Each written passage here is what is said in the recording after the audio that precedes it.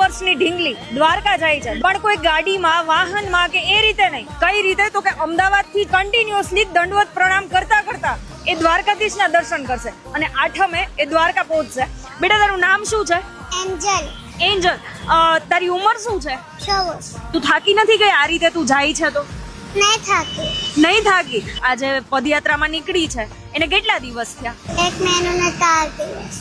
આજે 5મો દિવસ છે અને એને મને એવું કીધું કે મારા પપ્પા દંડવત કરીને જ મારે દ્વારકાધીશને મળવા જવું છે, મારા કૃષ્ણાને, કે હું પણ કાનો છું અને એ કાનાને મારે મળવા જવું છે. તમે ત્યાંથી અહીંયા પહોંચ્યા તો રસ્તામાં લોકોનો કેવો સહયોગ? સહયોગ મળ્યો છે બધાનો. અમુક જગ્યાએ તકલીફ પડી છે પર એક્સેપ્ટ કરી છે અમે. આ ઢીંગલી છે એ અમદાવાદથી રાજકોટ સુધી પહોંચી છે, પણ હવે રાજકોટથી દ્વારકા સુધી એને રસ્તામાં કઈ તકલીફ ના પડે તો આ વિડીયો લોકોને એટલો શેર કરો અને એટલો સપોર્ટ કરો કે જેથી કરીને આ ઢીંગલીને કે એના પરિવારને છે આ યાત્રામાં ક્યાંય અડચણ ના થાય. સર, તમારો જે રૂટ છે એ એક તમે કહી દો. અહીંથી કાલાવાડ થઈને આપણે લાલપુરા થઈને કે છે ને ત્યાં થઈને જવાનું. તો કાલાવાડ, લાલપુરા રસ્તામાં ક્યાંય પણ તમને આ પરિવાર છે, આ ઢીંગલી છે દેખાય તો એકવાર એ ઠાકોરજીના દર્શને જરૂરથી આવજો અને એકવાર આ ઢીંગલીને મળજો જરૂર, કેમ કે એની જે શ્રદ્ધા છે એ શ્રદ્ધા કંઈક અલગ જ છે.